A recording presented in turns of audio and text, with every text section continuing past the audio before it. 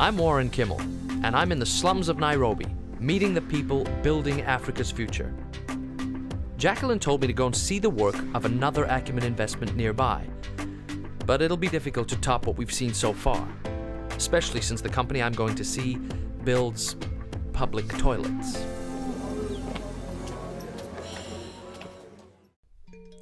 We arrived at 7 in the morning. It was dawn.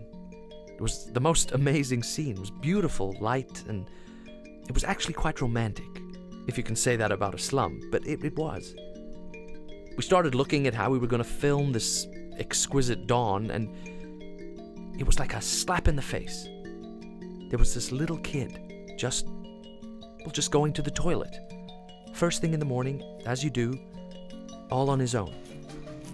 He must have been about 4 or 5, just in the middle of a garbage dump, in front of everybody.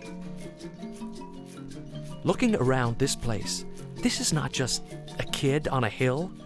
This is everybody. There is shit running down the middle of the street into the river. I mean, open sewers.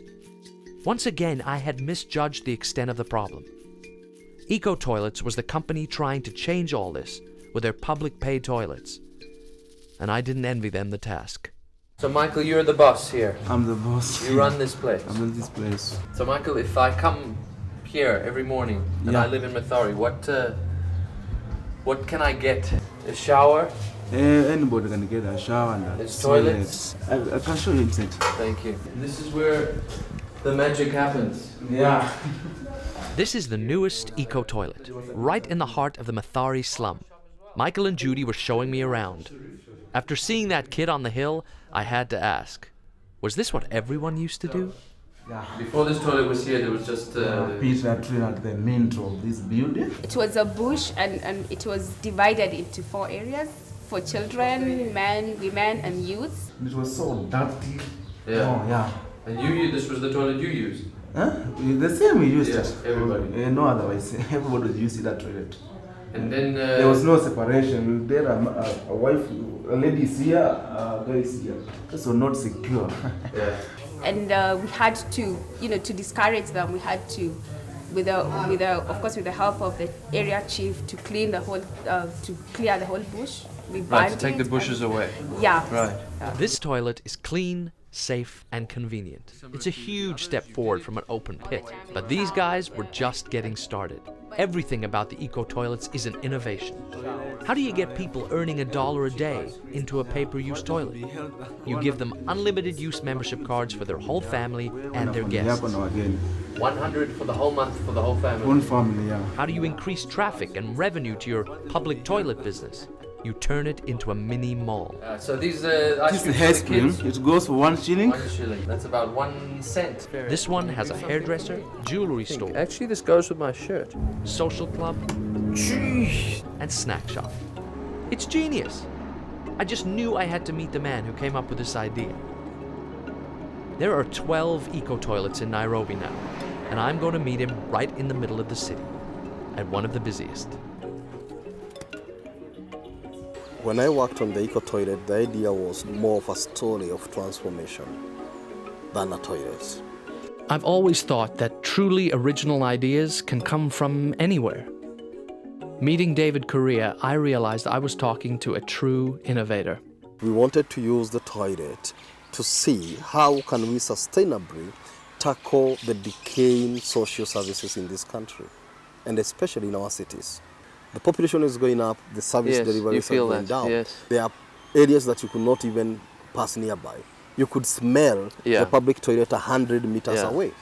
So how would we really be a catalyst for that transformation, but still deliver services, quality services, and in a sustainable way? Right. Is there any other way that we can be able to engage and create a win-win situation?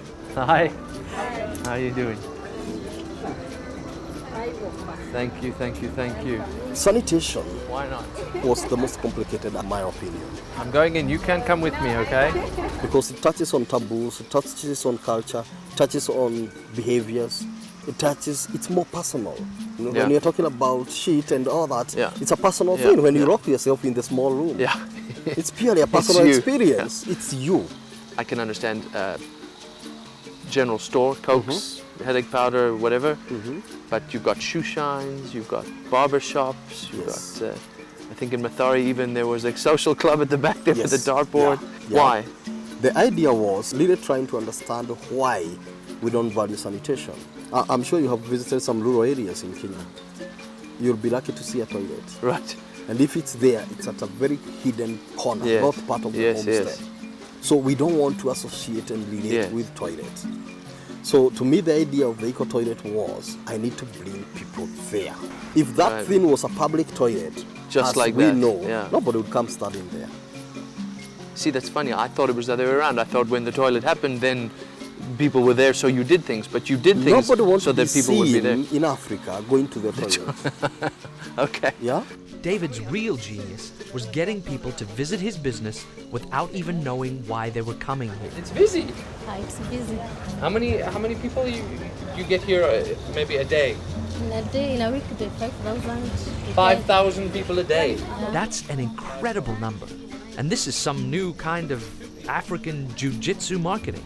Yes, eco-toilets provide clean sanitation and are making a profit doing it. But when there's a shoe shine and a hairdresser and a corner store as well, then the social stigma has disappeared. You might not be going to the room, but you now you're come there here. And you see it. Exactly. I could be going to the eco toilet for a shoe shine. And so you just did whatever you thought would work. Yes, again, depending on the context. It's very dusty in Mathari, so I brought Judy here to get her shoe shine, but unfortunately, as you can see, it's a bit of a problem.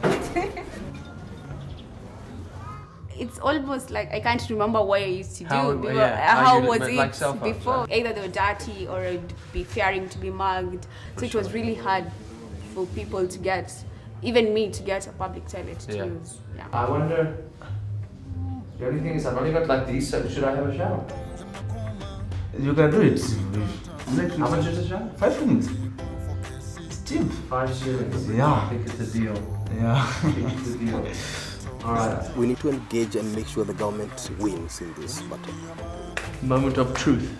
Can we have like what Acumen is supporting us with, the patient capital, Patient capital. reasonable rate of return that can enable this poor group of young boys to get who off think, the ground. yes, this is a viable business. Yeah. Because to them, they're not going in to sort out the public health issues. Yeah. It's business. It's a job. Yeah, exactly. And that's the most important thing. It's as far as you get. Cats at this point. No, Just give us a running commentary.